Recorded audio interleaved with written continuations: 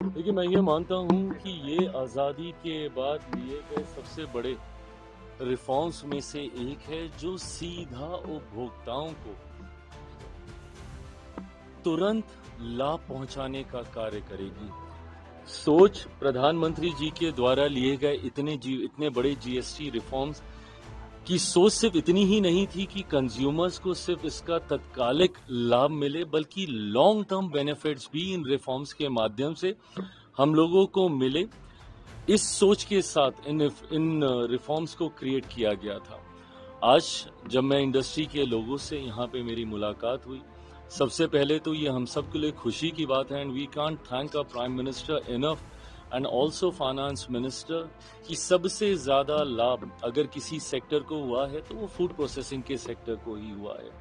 जहाँ पे हमारी अधिकांश खाद्य पदार्थ जो हैं वो 5% या 0% के दायरे में आए हैं, जिससे यकीनन रोजमर्रा के इस्तेमाल की जो जरूरतें हैं उसमें हमारे जितने भी उपभोक्ता हैं, कंज्यूमर्स हैं, उनको बहुत ज़्यादा रियायत मिलेगी, उनको इसका लाभ मिलेगा, और इंडस्ट्री ने ये लाभ उन्हें पहुंचाना भी शुरू किया है। नवरात्रि के पहले दिन से इसको इम्प्लीमेंट किया गया था, और आज अष्टमी में जहां भी मैं जा रहा हूं, लोग ये जानकारी देते हैं कि किस तरीके से नई दरों की वजह से उनकी जेब में आज की तारीख में ज़्यादा पैसा बच रहा है। और ये सिर्फ मेरे ही सेक्टर नहीं, फूड प्रोसेसिंग का ही नहीं, अलग अलग जितने वर्टिकल्स हैं, भले ऑटोमोबाइल का हो, टेक्सटाइल का हो, जितने भी सेक्टर हैं, उसमें जिस तरीके से ये रिफॉर्म्स आए हैं, ऐसे में अब इन रिफॉर्म्स का जो इमीडिएट सोच थी कि कंज्यूमर को महंगाई से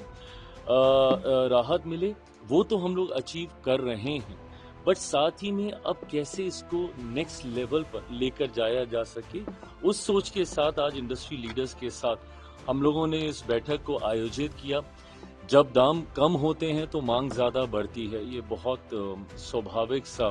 मार्केट का लॉ है। जब मांग ज़्यादा बढ़ेगी तो इंडस्ट्री के पास भी अपने आप को एक्सपेंड करने की ज़्यादा संभावनाएं होंगी।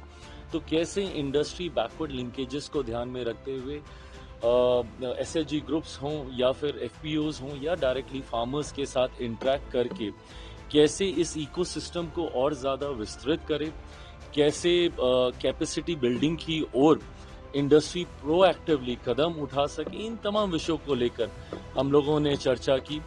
खास तौर पे बिहारी होने के नाते मेरी चिंता हमेशा बिहार को लेकर रहती है, और बिहार में आज की तारीख में जैसा प्रधानमंत्री जी कहते हैं कि यही समय है, सही समय है। मैं मानता हूं जहां एक तरफ केंद्र में हमारी सरकार का नेतृत्व मेरे प्रधानमंत्री नरेंद्र मोदी जी कर रहे हैं, तो वहीं बिहार में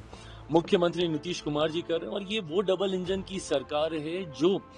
इन्वेस्टर्स को वो इकोसिस्टम, वो व्यवस्था तैयार करके देती है जहां पे ना सिर्फ उनका निवेश बिहार में सुरक्षित रहेगा, बल्कि वो फले फूले भी, उसके लिए भी हर संभव कदम उठाने का कार्य प्रयास मेरी सरकार के द्वारा किया जा रहा है। ऐसे में आग्रह बस इंडस्ट्री से यही रहा आज की इस बैठक में कि अपने एक्सपेंशन प्लान्स को लेकर आए। जो लोग बिहार से नहीं हैं वो बिहार में निवेश करने की योजना पे काम करें। Ease of business, single window clearances उनको सरकार के द्वारा यहाँ पे प्रोवाइड किया जाएगा, ये विश्वास इंडस्ट्री को दिलाते हुए इंडस्ट्री बिहार, क्योंकि कृषि प्रधान राज्य है, जितना ग्रो करेगी उतना ही ना सिर्फ हमारे किसानों को आर्थिक मदद मिलेगी, बल्कि जॉब अपॉर्चुनिटीज भी क्रिएट होंगी। और साथ ही साथ जिस तरीके से पोस्ट हार्वेस्ट लॉसेस को लेकर हम लोग की चिंताएं रही हैं, उसको भी काफ़ी हद तक हम लोग मिनिमाइज कर सकेंगे। इंडस्ट्री के साथ मैंने वर्ल्ड फूड इंडिया के भी अपने एक्सपीरियंसेस साझा किए कि किस तरीके से वैश्विक बाजार भी भारत की ओर देख रहा है निवेश को लेकर, और इसी का परिणाम है कि 1 लाख करोड़ से ज़्यादा के एमओयूज इस बार वर्ल्ड फूड इंडिया में साइन किए गए, जो लगभग 9 लाख रोजगार के अवसर उत्पन्न करेंगे। जो एमओयू साइन हुए हैं उनसे भी व्यक्तिगत मुलाकातों में मैं इस बात को सुनिश्चित कर रहा हूं कि उसमें से कितना हिस्सा बिहार में आ रहा है। बिहारी होने के नाते मेरी प्राथमिकताओं में जरूर बिहार और बिहारी रहते हैं, तो उसका कितना प्रतिशत हिस्सा बिहार में आ रहा है, अलग अलग लोगों ने अपने आंकड़े साझा किए हैं। बट मैं मानता हूं कि थोड़ा समय और बीतेगा तो मैं एग्जैक्ट फिगर्स भी मैं शेयर करूंगा कि 1 लाख करोड़ में से कितना प्रतिशत हम लोग बिहार में हम लोग निवेश लेकर आ रहे हैं और उससे कितने रोजगार उत्पन्न होंगे। इवेंचुअली निरंतरता में इंडस्ट्री के साथ मुलाकात कर कर वो ब्रिज बनने का प्रयास रहता है मेरा कि इंडस्ट्री की चिंताओं को उचित मंचों तक केंद्र या राज्य सरकार वहां तक मैं पहुंचा सकूं। चिराग एक पॉलिटिकल है। चिराग पवन सिंह होम मिनिस्टर से मुलाकात की, वहाँ से मुलाकात की और कहा जा रहा है कि वापसी हो गई है, बीजेपी में थे फिर से आ गए। ये देखिए वो ऑलरेडी गठबंधन का हिस्सा थे ही और यकीनन चुनाव के दौरान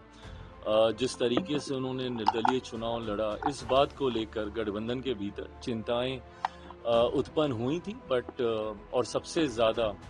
इसका नुकसान हुआ तो आदरणीय उपेंद्र कुशवाहा जी को ही हुआ था। बट आज मुझे लगता है कि दोनों के बीच जब ये मुलाकात हो गई है तो जितने मनमुटाव होंगे उसको भी दूर कर लिया गया होगा और मैं मानता हूं कि पवन जी से मेरा पुराना परिचय है, वो आएंगे तो जरूर गठबंधन को लाभ ही मिलेगा।